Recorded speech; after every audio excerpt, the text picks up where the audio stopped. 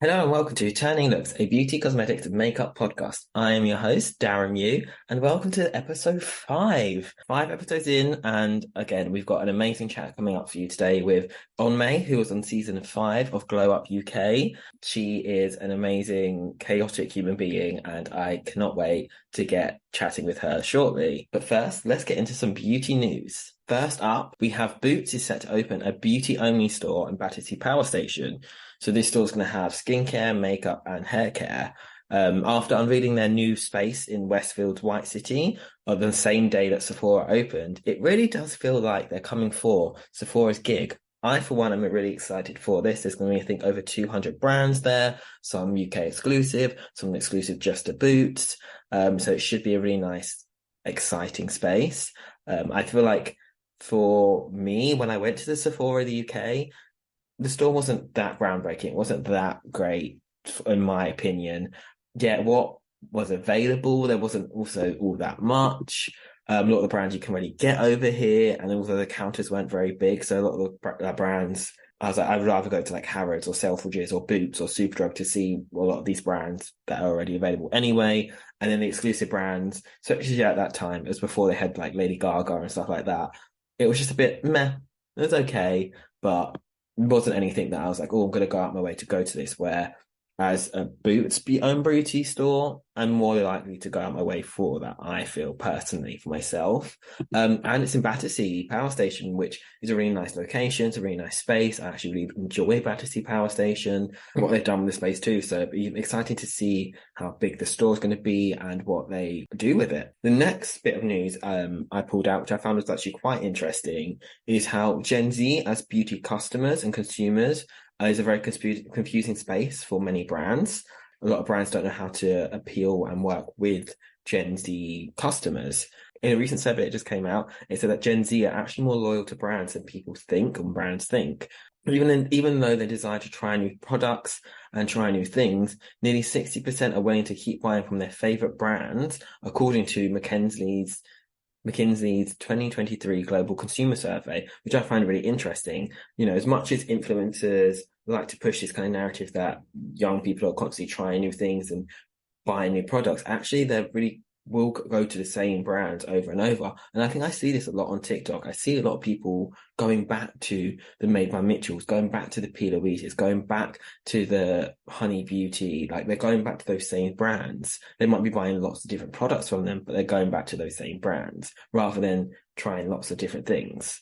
And I think a lot of Gen Z consumers will leave it up to the influencers and the people talking about the products to go and buy and try all the different things, but they'll go wait and just until they've seen those reviews and actually just go and buy the products that they want to buy. Another figure that came from the survey was also that nearly 40% of Gen Z consumers prefer gender neutral beauty products compared to around 30% of older generations, which I find really, really interesting and cool. The idea of degendering makeup and makeup becoming genderless is really, really cool. And the fact that more and more younger people are wanting that out of their beauty brands and their beauty products is really cool to me as a non-binary person. So yes, keep that trend, we'll keep that idea going.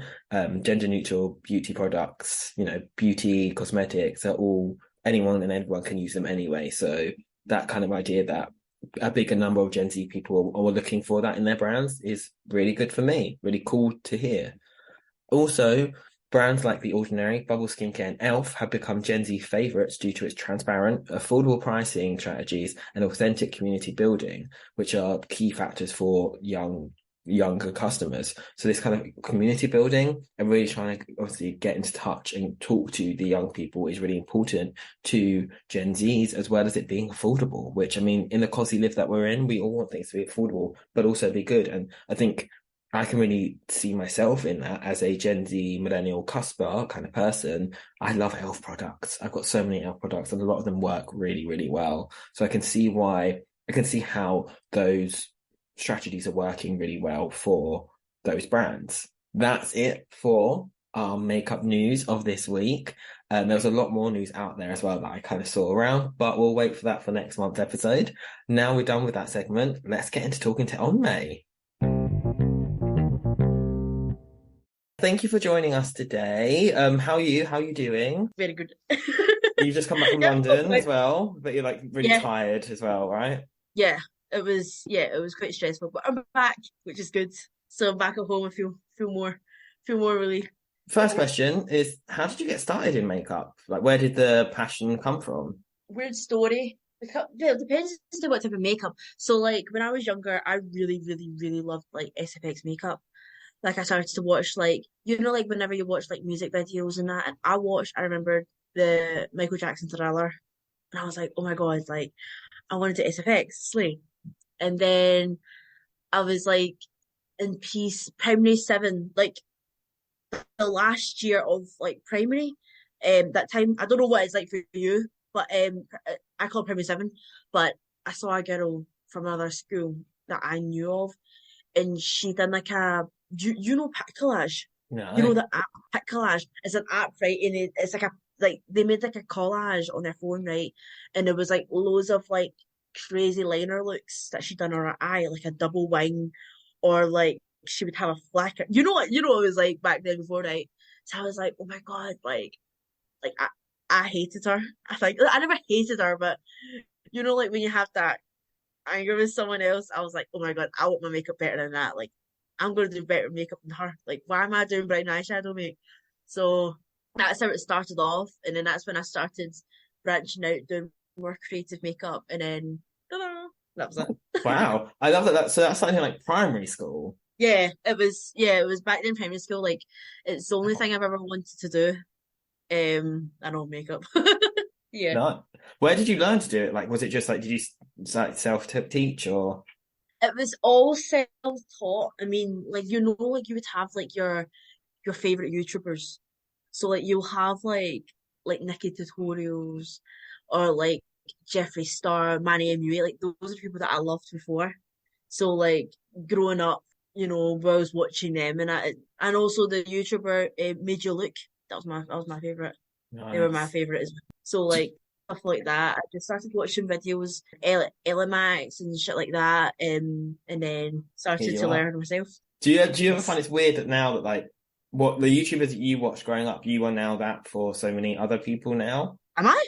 Yeah, I feel like you are. Like, you've been on TV and stuff. You do a lot of all your like content and stuff. Like you are now like that influencer person that like you used to watch growing up. I didn't really think about that. I didn't really think about that. That's actually quite cool, isn't it? Yeah. Oh, I didn't really thought of that, but yeah.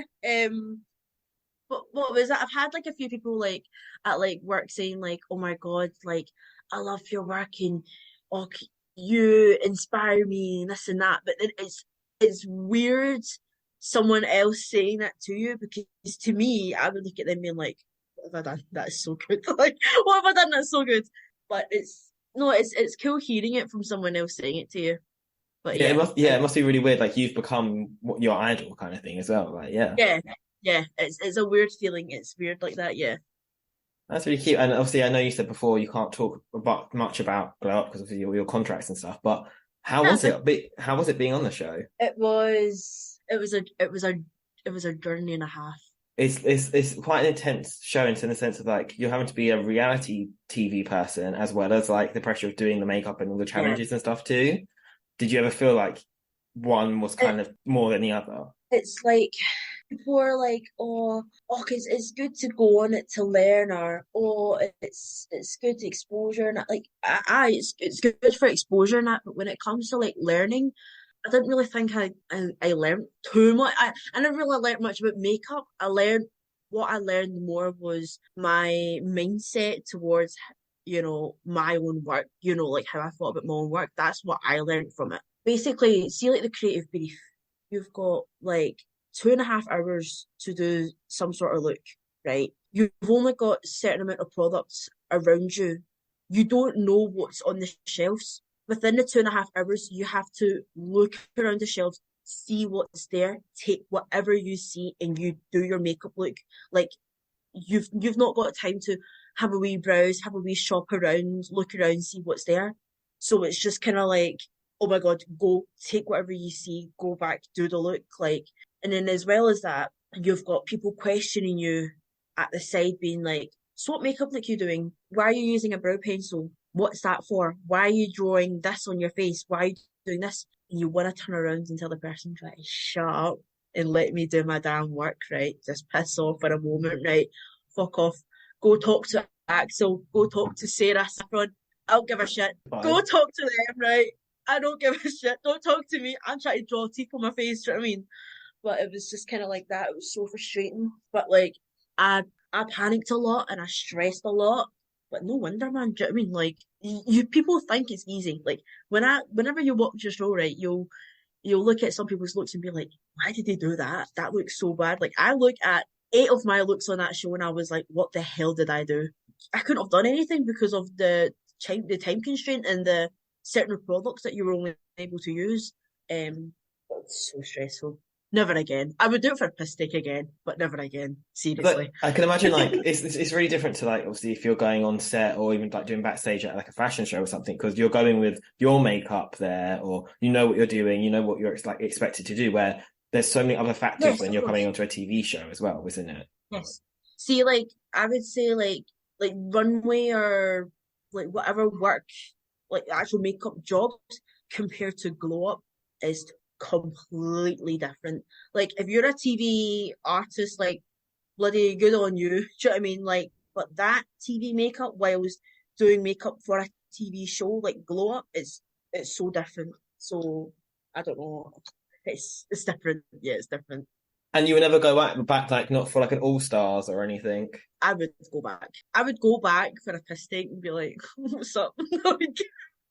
Just piss take. Do you know what I mean? Like, because why not? Depending as to who it's up against. Example, if it's from like Ella's from season 1, Ophelia season 2, and then you've got Saffron, and you've got like specific people like that. I'll step back. I'll be like, right, put me on one episode, take me out after, because I'm not dealing with it. I'm not dealing with them. Do you know what I mean? It'll be too hard to compete against them. And that's an interesting thing to talk about your like competitors, especially on your season. Like you all became really good friends. Did that happen right away, or did that happen over time? Like, what happened there? It was like as soon as we came in a house, so like during it, like the auditions and that, like I met every single one of them. I didn't see Tasha and I didn't see Wes. So when I came into the house and I seen everyone, like those two people, I just I did not remember the auditions. I don't know who they were, right? But like everyone else, like I was like in my head, like whilst I was doing the audition, I was like, I hope that them people get in it, and 3 or 4 of them, was in a show, and I knew right away. So like on the first day, as soon as like we all knew that we were in, we were so close. Like every single one of us were like so close, and it's still like that. Like we're all really close. Like we've got like a group chat and everything going on like every day, and we're always talking. And we always get along, so yeah, we bonded really well. I love that. Like I watched a few of your Instagram lives when you're all together, and it's just like one, it's utter chaos, but also it's just like you're all like however many of you are on there. There's only just like 4 of you. You're all just chilling, doing your own thing. It's like you're on a Zoom call, but you're just like doing it on Instagram Live. Yeah, I know. Because it's like sometimes like whenever we're on the call, wherever like, doing whatever, we're like, oh my God, like we're just going on. People are like, oh, okay, it's fine. But like we don't care as to who's there. Like, if viewers wanna talk to us, then that's totally fine. Like we'll talk to them as well sometimes, but on that we've just kinda like laugh about, do whatever. It's great, but it's nice to see that you've one all become really close, and but also that kind of other side of it of you haven't become like, oh, I've been on TV, I now need to look and act a certain way. You're all still kind of very, it seems very authentic to who you are. You're still going about doing the things you were doing before, kind of thing. Yeah, you would expect like see like from our page, like some people are like, oh, what are you going to be doing? Like, are you going to be doing shoots, this and that? Like, yeah, I'm not gonna lie, I have been doing a few shoots. I've just not been given the photos yet from the photographers and everything, so I can't even post any. Like, I've not posted in about a month because I've literally like I've done so much work with them and I can't do much more content. But like other than that, like I'm posting like anime stuff and mukbangs and like shit like that. Like I'm just like normal. Do you know what I mean? Like I'm not gonna change. Do you know what I mean? So I'm just doing normal stuff like what I usually do. And you're also a performer, right? Like you do like dancing and stuff like that. Oh right. Um, I I used to do hip hop and street dancing that a lot. So it was a duo of me and my sister. Me and my sister like always danced together. like we were a part of a dance group, but that was like years and years and years ago when you do like dance lessons and that, and when you do shows in it with them. But when it came to like competitions and actual like freestyle dances, it was always me and my sister. Like we always done hip hop together. If makeup wasn't a thing, I'd be doing dancing. I would be doing dancing, and I do miss it a lot. But yeah, Do you not think you could find a way to merge them both? I do have a plan, Nice. but I don't know. I don't know if it will be liked from others because I feel like, see, like the viewers and that, they'll follow me because, makeup. Do you know what I mean? But I don't, like not everyone's gonna like dancing, not everyone's gonna like this and that. So see if like my content completely changes to what I'm thinking about doing, I don't know if my viewers and that, like my followers and that will, stay on and watch me for that stuff. But it's a risk. But I think I've got like a wee plan thing going on, but I don't know when it will start. But hopefully it will start soon. The followers you have might not be super engaged, like interested in that, but then you might get new followers from it as well. And also, I feel like Yeah. a lot of people these days, it'll take a lot for people to really unfollow and stop engaging. I think the people will still be there no matter what. They'll just maybe be there in a different kind of way, I feel like. I feel like it's hard because how do I say this right? So see, like like when you're on TikTok and when you watch like really, really cringe dances, Yes, yes. I don't want to be seen as like a TikTok dancer if I'm posting on TikTok and Instagram. You get what I mean? Yeah, yeah, The specific. I don't want to. Of course, I'm not offending. Like, but you get what I mean. yeah. Like, I'm more of like when I've done dances before, it was more like you get what I mean. I can't really explain it. Yeah, Like, there's so much more to it. So I'm still trying to find contacts. I'm still trying to find like a good videographer and that for it, but I don't know how it'll turn out. But it's just an idea of what I've had. And it's also a process, those things as well, right? It's about like finding your feet, finding what you want to, like how you, like you said, how you want to do it, and the filming style, who you want to be involved. Like it all takes a time to like come together as well. Yeah, of course, yeah. Like I don't want to just like put the phone down, do a wee dance. Do you know what I mean? I would prefer like a proper like videographer in the studio, and it would take a lot, like doing it every week, trying to get content in that, and it'll be hard. Like I've thought about it a lot. It's still in my mind about it, but God knows if it will happen. And it's also that idea, like you said, you're also working as well a lot, so it's having to fit into the I your know. time frame there. Quickly going back to the show, how are things with you and Black Pepper after your episode? Do you still chat? Oh my God, no cunts asked me that. No one's asked me that. Me and Black Pepper, we did have a plan, and we were saying like, oh my God, like I said to Black Pepper, right? I said to them, I was like, oh my God, right? Why don't you, like either them do makeup on me and be like, bitch, this is how the way you're supposed to do it, or me do makeup on them, giving me like basically like a second chance. But it just didn't happen. They were in France and that, so I was like, oh darn it, that means they kept me up. So I was like, oh well. But I really hope there'll be like another chance for them and I to meet up and just get the shit done. But it's funny because like Black Pepper's like they're still so nice with me and they've met me. Like there's a few wee times like when we do message like just like a few wee times, like it's still cute. And then like they'll post like the picture of the look like in a funny way, like on their page and that like we're having a laugh about it. It's cute. But I mean, I hope we will meet up again soon because we were supposed to. Yeah, and Black Pepper's super lovely as well. Like I've met her a few times, and like she is so like super chill and super funny. Like I remembered like when I saw it, like I was like, oh my God, like I don't know what made me think about why the fuck did I do that look?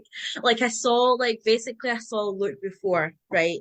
And he did something similar, but I was like, oh my God, do you know what? I'm gonna do that. But it turned out fucking completely different. the full entire fucking time, I fucking hated it. But you had 2.5 hours. There was no going back. At the start, I had to wait, faff about, and then as soon as they gave me scissors and whatever, I was like, fuck, what do I do?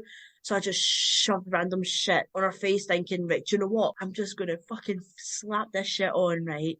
These bastards are already go, Rue's sitting there with fucking red and this and that, and I was like, fuck, what am I gonna do? So like it was done so last minute and it was so rushed and I was like, fucking just stick everything on. Like I hated the look. In the moment, like I was like bawling my like during it, I was like shaking and Black Pepper like she gave me a hug like a few times during it. And at the end was like she was like, take a deep breath, right? It's just a fucking show. And I was like, do you know what? So I was like pure raging during it. But now it's like I don't care. Like not many people talk about it with me because I'm like, yeah, you're a shitbag. Like, you don't want to talk about me, bet. You know what I mean? Like, because some people said, like, oh my God, you were so good on the show. And I was like, was I fucked? Like, you just say that. But as soon as I mention it, then that's when they, fucking start laughing. But it's like a meme I feel like that, like, so many people from the show have come off the show and been like, what I did on the show was so bad. Would have done something completely different now. Like at that time, in that moment, you don't think about it in the same way. don't think about it.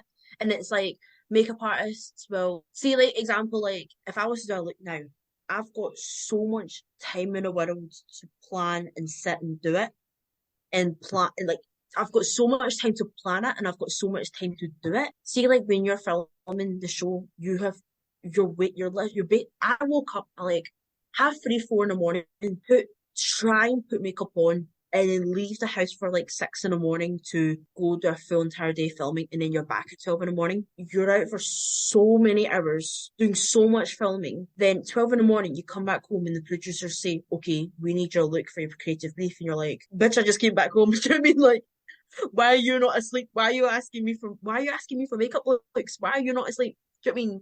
Fucking sleep. And it's like the next day it would be the creative brief and it's like, I've not had time to plan. Do you know what I mean? That's why I was like, I was so angry with some of them. I was like, I've not got time to fucking plan it. Because it was like, you don't have time, do you know what I mean? You don't have time to plan it. That's why that's the reason why most of the looks were like so bad during the show. But they didn't show my reactions. So I was like, fuck. Do you know what I mean? Like, It's a testament to your skills as well, because like for most people watching and looking at it, they're going to see your looks and think they're amazing anyway. They're not going to be like, "Oh, that was crap." Like most people watching the yeah. show will be like, "That's amazing," and not even realizing how little time you'll have to prepare those looks too. Yeah, it's like I don't know, like some people, like whenever, other episodes and it have happened, some people that I know would be like, oh my God, like, what the fuck did they do? Oh my God, why did they use that? They should have done this, they should have done that. But then I would turn around and be like, have you done it? You do a shitter job than them, right? Like, you've only got like half an hour to plan this look. And then you've got 2.5 hours to kind of run about the room, see what the hell is there. You've not got much time to do it, but it was hard. It was hard. What was the favorite look that you did on the show, and what's like one look that you want to recreate but like improve on? I would like to improve the first episode look, which was a big mouth. Yeah. I did a huge mouth, and I didn't have much time to do the center part. It was like I looked at like the first red paint, and I was like, do you know what? Just slap it on the face, put a bit of shading on. Do you know what I mean? Call it a day. Do you know what I mean? Val's sitting right next to me. Do you know what I mean? Like, just fucking get this shit on, right? I would definitely tweak that look up. My favorite all-time look, well, those two were like my only two main favorite looks, but my all-time favorite look was my drag one. Not the one with Black Pepper, the one I done myself.